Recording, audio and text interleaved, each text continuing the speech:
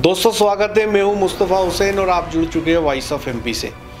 इस समय voice of MP के स्टूडियो में ख़ास मेहमान मौजूद हैं और वे हैं पूर्व विधायक नंदकिशोर पटेल साहब। पटेल साहब, आपका स्वागत है। धन्यवाद। इस समय नीमच में स्थानीय निकाय चुनाव का संग्राम अपने पूरे शबाब पर पहुंच चुका है।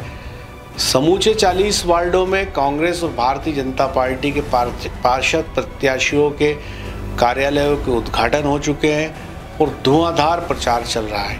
प्रचार के इस दौर के अंदर कई मुद्दे नीमच की फिज़ा में और हवा में तैर रहे हैं। उन मुद्दों पे बात करने के लिए हमारे साथ माननीय पटेल साहब मौजूद हैं। उनसे तमाम मामलों पे विस्तार से बात करेंगे और सबसे ख़ास बात जो इस चुनाव के दो अहम मुद्दे हैं वो ये है कि नीमच नगर पालिका में फैला करप्शन और बंगला बगीचा समस्या, जिसको लेकर कांग्रेस बहुत सी बातें कह रही है।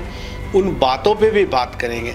और चूँकि पटेल साहब खुद विधायक रहे हैं और जब वो विधायक थे तब भी बंगला बगीचा की जो मुद्दा है उनके सामने आ चुका है और वे लगातार उस पर बोलते भी रहे हैं। और जैसा मैंने अपनी पूर्व की खबरों में कहा कि जब कांग्रेस की सरकार थी, कमलनाथ जी सीएम थे, तब नंदू भाई ने स्वयं इस मुद्दे को लेकर सीएम से मुलाकात की थी और उनके चिट्ठी के बाद जो तत्कालीन नगरीय प्रशासन मंत्री है जेवी सिंह, उन्होंने उस पर पत्र भी जारी किया था और कार्रवाई आगे बढ़ी थी। लेकिन बाद में कमलनाथ सरकार मध्य प्रदेश में अस्तित्व में नहीं रही।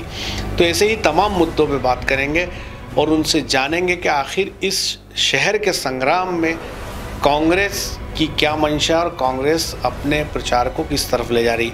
पटेल साहब, एक बार आपका फिर स्वागत है। सबसे ख़ास बात, इस समय जो निकाय चुनाव का अभियान चल रहा है, उस चुनाव की कमान आपके हाथ में, सारे वार्डों का आप दौरा कर रहे हैं, प्रचार कर रहे हैं। मैं आपसे पूछना चाहूँगा कि इस दौरे में, इस प्रचार के दौरान क्या चीज़ आपने महसूस की, जनता क्या चाह रही है कांग्रेस से? पिछले 5 वर्ष से निर्वाचित नगर पालिका थी, उसके बाद भंग होने के बाद प्रशासक के अंतर कार्य कर रही थी, तो वो भी एक तरह से बीजेपी सरकार के अंतर्गत ही थी।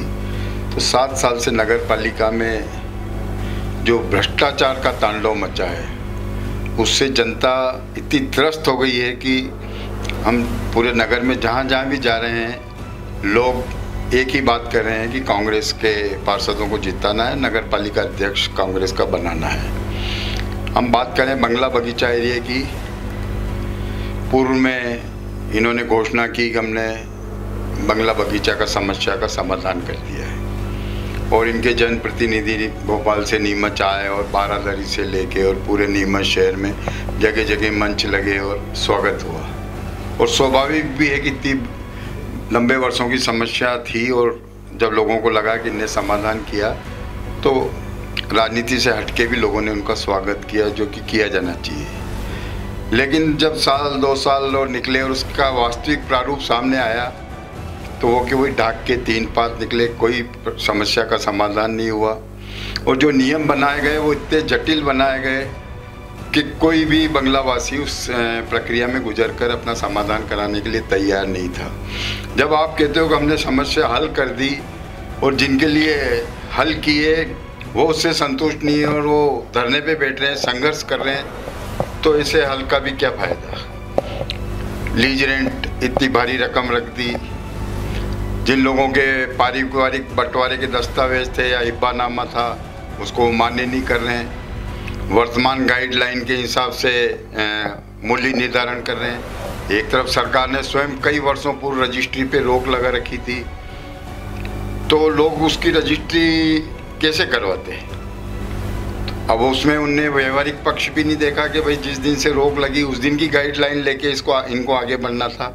और हमने तो शुरू से ही कांग्रेस से मैं विधायक था जब भी, और बाद में कमलनाथ जी की सरकार में भी एक बात कही कि नॉमिनल विकास शुल्क लगाकर इनका स्वामित्व का हक देना चाहिए, बजाय कि प्रतिवर्ष लीज रेंट लिया जाए। लेकिन नगर पालिका के अधिकारियों का, भारतीय जनता पार्टी के नेताओं का समस्या हल करने में निदान कम है, उसकी बजाय इसको एक भ्रष्टाचार का अड्डा बना रखा है। शहर में कई जगह ये भी चर्चाएं सुनने में आती है कि भारतीय जनता पार्टी के कई लोग अवैध कॉलोनियाँ, भूमाफियाओं का काम करते हैं और उनके शहर में कई जगह इस तरह के व्यवसाय हैं। वो ये जानते हैं कि अगर बंगला बगीचा का समाधान हो गया तो उनकी प्रॉपर्टी के रेट गिर जाएंगे। तो इस कारण भी बंगला बगीचे का समाधान नहीं होने देना चाह रहा है कि उनकी ऊंचे मूल्यों में शहर से दूर दूर ज़मीनें बिके और शहर की मूल्य ज़मीन जो सालों से लोग रह रहे हैं उनको बेदखली के नोटिस दिए जा रहे हैं। एक तरफ सरकार कहती है कि भूमिहीनों को हम प्लाट देंगे, उनको मकान बनाने के लिए प्रधानमंत्री आवास योजना में ज़मीन देंगे। तो जब आप इस तरह की बातें कर रहे हो तो जो सालों से उस ज़मीन पे रह रहे हैं उनको स्वामित्व दिया जाना चाहिए। हमारे अभी 40 वार्डों के कांग्रेस के जो उम्मीदवार घोषित किए हैं, उस दिन उनकी हमने एक बैठक संगठन के माध्यम से बुलाई थी। उसमें बंगला बगीचा संघर्ष समिति के भी प्रतिनिधि आए थे और उन्होंने अपनी बातें रखी थी। तो हमने सभी 40 उम्मीदवारों से चर्चा करी और सबकी ये बात सहमति थी कि निश्चित रूप से इनकी मांगें वाजिब है और इसका हल होना चाहिए। फिर हमारे कांग्रेस के सब वरिष्ठ नेताओं ने चर्चा की और फिर हमने उनको और मीडिया के सामने ये आश्वासन दिया कि कांग्रेस की परिषद बनेगी। पहली मीटिंग में पहला प्रस्ताव बंगलावासियों के हक में पास किया जाएगा। रही बात भ्रष्टाचार की, काफ़ी महत्वपूर्ण बातें आपने बंगला बगीचा को लेकर नंदू भाई कही है। उसमें 2-3 बातें मैं आपसे जानना चाहूँगा कि जब हम भारतीय जनता पार्टी से बात करते हैं तो बीजेपी का आरोप ये होता है कि मध्य प्रदेश के अंदर इतने लंबे समय तक कांग्रेस की सरकार थी, उस समय कांग्रेस ने क्यों बंगला बगीचे पे इनिशिएटिव नहीं लिया? जब कमलनाथ जी की सरकार थी तब उन्होंने क्यों इनिशिएटिव नहीं लिया? आज कांग्रेस बड़ी बड़ी बातें कर रही है, कांग्रेस डींगे हाँक रही है, तो उस समय कांग्रेस पार्टी कहाँ चली गई थी? कांग्रेस पार्टी ने पूर्व में भी इस समस्या को समाधान करने का प्रयास किया, लेकिन कुछ परिस्थितियां ऐसी रही कि वो हल नहीं हो पाई। चलो ये मान लेते हैं कि उस समय कांग्रेस हल नहीं कर पाई, तो इसीलिए तो आपको सरकार में मौका दिया। 3 बार से प्रदेश में आपकी सरकार है, नगर पालिका आपकी रही।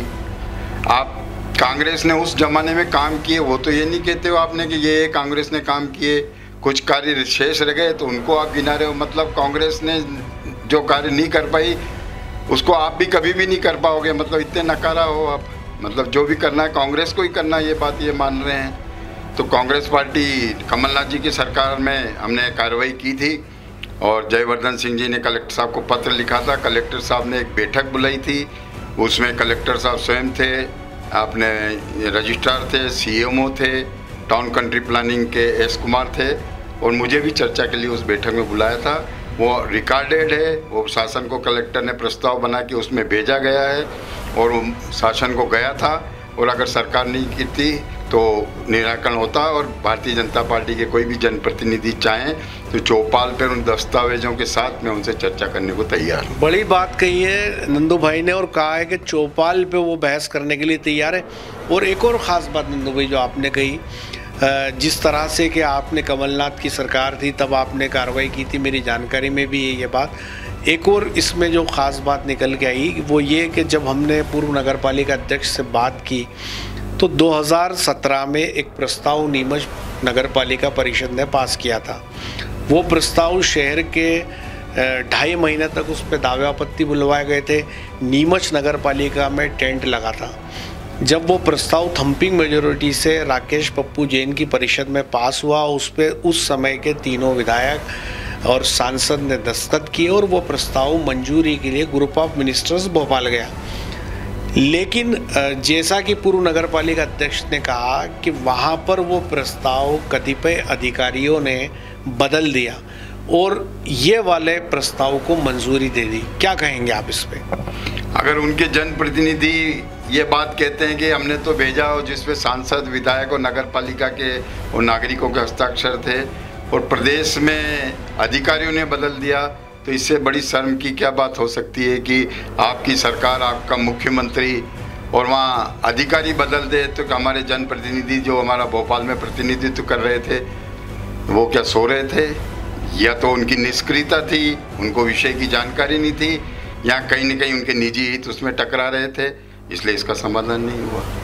नंदू भाई एक और ख़ास बात है कि जो 26 पेज का गजट नोटिफिकेशन सरकार से आया जिसमें 90 दिन की समय सीमा दी गई, लेकिन लोगों ने व्यवस्थापन के लिए आवेदन नहीं किए और 5 साल निकल गए।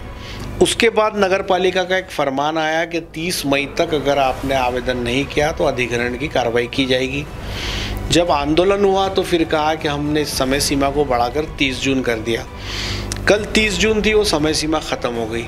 एक फिर आदेश नगर पालिका ने अभी निकाला और ये कहा कि 30 जून की समय सीमा ख़त्म हो गई है, लेकिन चूँकि आचार संहिता लगी हुई है इसलिए नई तारीख की घोषणा आचार संहिता के बाद करेंगे।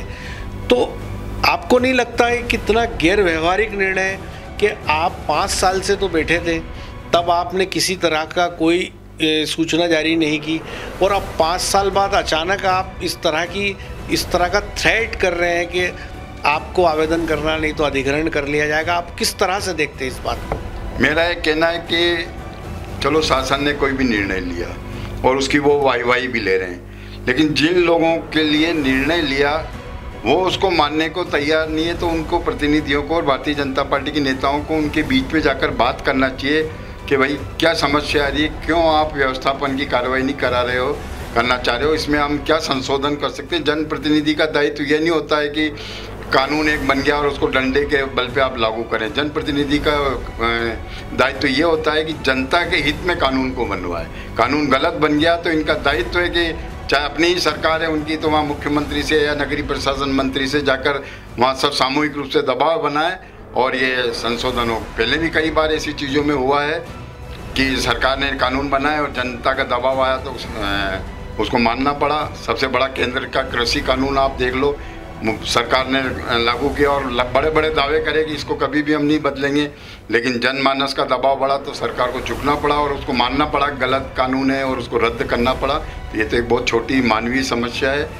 कुल मिला के मैं यही करना चाहूँगा कि भारतीय जनता पार्टी के नेताओं का, उनके जनप्रतिनिधियों का दोहरा चरित्र है। जनता के बीच में अलग बात करते हैं और सरकार के सामने जाके मौन हो जाते हैं, ये मेरा कहना है। तो ये जिस तरह से नगर पालिका ने फिर एक नोटिस दिया है और ये कहा है कि चूंकि आचार संहिता है इसलिए हम नई तारीख का ऐलान आचार संहिता के बाद करेंगे, तो आप कितना सही या गलत मानते हैं इस अधिग्रहण की जो ये इस तरह की सूचना नगर पालिका जारी कर रही है?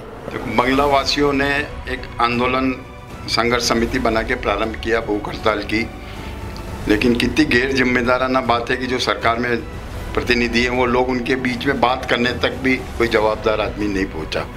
हम विपक्ष में होते हुए भी कांग्रेस के लोगों ने उनकी बात सुनी और उनकी बात धरने पे भी गए, सब चर्चा की। चाहे अपने पक्ष में हो या विपक्ष में हो, जनप्रतिनिधि का दायित्व होता है उनके बीच में जाके उनकी समस्या को सुनना चाहिए और उसका निराकरण के लिए सरकार से बात करना चाहिए। ये तो हुआ क्या, संघर्ष समिति का आंदोलन चल रहा था, इस बीच नगरीय निकाय के चुनाव आ गए। उन्होंने कोई जनहित में या बंगला वासियों के हित में तारीख नहीं बढ़ाई। नगर पालिका के चुनाव तक इस तारीख को टाल के चुनाव हो जाएं और फिर आज भी उनकी वही मानसिकता है कि बेदखली की कार्रवाई वो वापस करने की उनकी मानसिकता है। तो मेरा भारतीय जनता पार्टी के जनप्रतिनिधियों से और अभी जो चुनाव हो रहे हैं उनसे ये अनुरोध है कि अपने घोषणा पत्र में स्पष्ट करें कि अभी जो सरकार ने कार्य योजना बनाई है बंगला बगीचा वासियों के लिए यही लागू करेंगे या सुधार करेंगे और उसमें क्या क्या सुधार करेंगे। दूसरी बात यह है कि हम नगर पालिका भारतीय जनता पार्टी की थी, कई बंगले ऐसे हैं कि जिनके विवादग्रस्त स्थिति बनी। नगर पालिका अध्यक्ष कहते हैं कि नगर पालिका के स्वामित्व की और इनमें विवाद है, परिषद से प्रस्ताव पास होता है, उनके भूखंड रद्द कर देते हैं, शासन में भेजते हैं, शासन उस पर स्टे दे देती है। मतलब जनता में आप अलग बोलते हो और ऊपर अपने सोर्स के माध्यम से उनसे सांठ गांठ करके उस पर स्थगन दिलाते हो। ये क्या है फिर? यहाँ नीचे परिषद दूसरी हो और ऊपर से सरकार रोक दे तो समझ में आता है। या तो आप में इतनी वही नहीं है कि आप ऊपर जाके अपनी सरकार में ही अपनी बात रख सको। तो अगर अपनी बात आपकी सरकार में नहीं बना सकते हो तो आप जनप्रतिनिधि बनने के योग्य ही नहीं हो। या भारी गोलमाल हो रहा है, अभी शहरों में बड़ी बड़ी चर्चाएँ हैं कि एक ऐसा माफिया काम कर रहा है कि छाँट के पार्षद बनेंगे और सब ज़मीनें भी छाँटना चालू हो गई है। तो मेरे तो नगर की जनता से ये अनुरोध है कि कांग्रेस को लोगों को जिताएं और किसी विपक्षी विचारधारा में भी अगर वो मत देना ही चाहते हैं तो साफ सुथरी छवि के लोगों को जिताएं, जिससे नगर की भूमि बच सके, माफियाओं से अपनी ज़मीन की रक्षा हो सके और शहर हित में काम हो सके। बड़ी बात कही है पटेल साहब ने और उन्होंने साफ तौर पे एक बात कही है कि अगर भारतीय जनता पार्टी बंगला बगीचा वासियों के हित में कुछ करना चाहती है तो वो अपने घोषणा पत्र में इस बात का खुलासा करें और ये बताएं कि क्या वो इस कानून का संशोधन लाएगी, राहत देगी, जो टैक्सेशन है उसको कम किया जाएगा। तो यदि वो घोषणा पत्र में शामिल करते हैं तो ये माना जाएगा कि उनकी बात पे एतबार किया जा सकता है। पटेल साहब, आपके जो हमने एक बात की बंगला बगीचा को लेके, एक और ख़ास बात है कि आपको और कौन सा ऐसा मुद्दा दिखता है शहर में जो इस समय नगर पालिका चुनाव में इशू बनता नज़र आ रहा है? बंगला बगीचा तो कुछ क्षेत्र का मामला है, लेकिन सबसे बड़ा इशू तो शहर में भ्रष्टाचार का है। नगर पालिका एक भ्रष्टाचार का अड्डा बन गया था। एक आम आदमी बिना पैसे दिए वहाँ कूपन नहीं बनवा सकता है। नामांतरण, एक पिता की मृत्यु हो गई और उसके वारिस के नाम पे एक सामान्य प्रक्रिया में नामांतरण होता है, उसमें भी भ्रष्टाचार होता है। और जिनके अवैध नामांतरण हैं और जिनमें दुनिया भर की आपत्तियाँ होती हैं, वो एक विधिवत समय सीमा में हो जाते हैं, और जिसका सही नामांतरण वो महीनों और सालों लग जाते हैं केवल भ्रष्टाचार के लिए। और दूसरी चीज़ें भी है, पेयजल की व्यवस्था की भी इन्होंने बड़ी बड़ी बातें की, लेकिन पर्याप्त वर्षा होने के बाद भी नगर के नागरिकों को पेयजल सुविधा जो होनी चाहिए वो नहीं है। करोड़ों रुपए पेयजल योजना के नाम पर शहर में लगाए, लेकिन कहीं पाइप फूट रहे हैं, कहीं नाली का पानी पाइप में जा रहा है, कहीं आज भी सुचारू रूप से पेयजल व्यवस्था नहीं चल पा रही है। और शहर का एक विकास जो होना चाहिए वो नहीं हो पा रहा है। शहर में ऐसे कई लोग हैं जो आवासहीन व्यक्ति हैं, उनके लिए अलग क्षेत्र का चयन करना चाहिए और उनको विधिवत रूप से व्यवस्थित भू आवंटन होना चाहिए। प्रधानमंत्री भू आवास योजना में इतना भ्रष्टाचार किया गया है कि 136 लोग कई महीनों से घूम रहे हैं, जिन्होंने पैसे भी सर नगर पालिका में जमा कराए। नगर पालिका ने उनको आवंटन का लेटर दिया और आज तक उनको कहीं ज़मीन उपलब्ध नहीं कराई जा रही है। मतलब कुल मिला के भ्रष्टाचार का खेल हो रहा है। सबसे पहले तो अगर नगर पालिका में अध्यक्ष ऐसा बैठे और भ्रष्टाचार पे रोक लगेगी तो 80% काम तो लोगों के वैसे ही हल हो जाएंगे। नंदू भाई, क्या एजेंडा है कांग्रेस का? किस एजेंडे को लेके आप पब्लिक में जा रहे हैं? कांग्रेस का घोषणा पत्र जारी हो रहा है। जिला कांग्रेस अध्यक्ष जी और हम सब मिलके 1-2 दिन में उसको विधिवत रूप से हम जारी करेंगे। कौन से प्रमुख मुद्दे शामिल हो सकते हैं इसमें? उसमें अभी एक कमेटी हमने बनाई है और वो उन सब मुद्दों का संकलन कर रही है। 1-2 दिन में उसको जारी कर देंगे। नंदू भाई, आप नीमच के 40 वार्डों में भी प्रचार अभियान में लगे हैं, क्या संभावनाएं दिख रही कांग्रेस पार्टी को लेके आप? मैं भी लंबे समय से राजनीति में काम कर रहा हूँ। वो जनता का मूड देख के निर्णय का लगभग अंदाज हो जाता है। चुनाव के फार्म उठाने की तारीख से अभी तक मैं लगातार घूम रहा हूँ, तो मेरा निजी आकलन ये है कि बहुमत कांग्रेस पार्टी का आएगा। कितने पार्षद जीत के आ सकते हैं नंदू भाई? हम 25 पार्षद हमारे जीतेंगे। नंदू भाई, इतने बड़े पैमाने पे जो पार्षद जीतने की बात आप कह रहे हैं, उसके पीछे क्या आधार लगता है आपको? एक तो आधार तो कांग्रेस ने आपकी में बड़ा बारीकी से अध्ययन करके हर वार्ड वाइज हमारे प्रत्याशी, योग्य प्रत्याशियों का चयन किया है। आप दोनों पार्टियों के उम्मीदवारों की सूचियां आप मिलान करेंगे तो आपको अंतर समझ में आ जाएगा। कुछ मत ऐसे होते हैं जो पार्टी से हटके उम्मीदवार की छवि पे भी दिए जाते हैं। हमने सभी तरह के उम्मीदवार, सभी वर्ग के और शिक्षित युवा उम्मीदवारों का चयन किया है। और भारतीय जनता पार्टी को ये गलतफहमी हो गई थी कि किसी को भी हम लड़ा देंगे तो वो चुनाव जीत जाएगा। उसमें जिस स्तर के उनके प्रत्याशी होना चाहिए वो नहीं है, इसीलिए उनकी पार्टी में बड़ा विद्रोह है। और दूसरा बड़ा सबसे कारण, लोगों में 5-7 साल से नगर पालिका से तंग आ गए हैं और उनकी ये मानसिकता है कि कांग्रेस को नगर पालिका में बिठाना है, तो इसलिए हर वार्ड में हमें समर्थन मिल रहा है। तो ये थे पूर्व विधायक नंदकिशोर पटेल साहब, जिनका साफ तौर पे कहना है कि पिछले 7 साल के जो पीरियड नगर पालिका का निकला है उससे लोग तंग आ चुके हैं। दूसरा उनका कहना है करप्शन एक चुनाव में बड़ा मुद्दा है जिससे लोग परेशान हैं, हैरान हैं, और यही तमाम वो कारण है जिसके चलते उनको ये उम्मीद है कि इस बार नीमच नगर पालिका के चुनाव में 40 वार्डों में से 25 वार्डों में कांग्रेस पार्टी के उम्मीदवार चुनाव जीतेंगे। बेहद भरोसे के साथ वे इस बात को कह रहे हैं और वो ये भी कह रहे हैं कि नीमच नगर पालिका में कांग्रेस का बोर्ड बनने की पूरी उम्मीद है। और उनका ये भी कहना है कि यदि कांग्रेस नगर पालिका पे काबिज होती है तो बंगला बगीचा वासियों को बड़ी राहत देंगे और जो कानून भारतीय जनता पार्टी ने बनाया है उसको तत्काल प्रभाव से वो ख़त्म करवाएंगे। और भी कई तरह की बातें उन्होंने इस दौरान कही।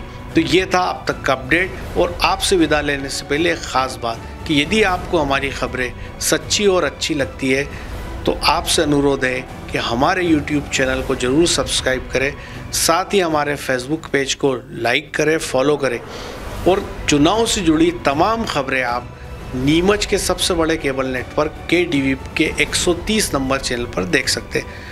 पटेल साहब, आप पधारे, आपका बहुत बहुत धन्यवाद।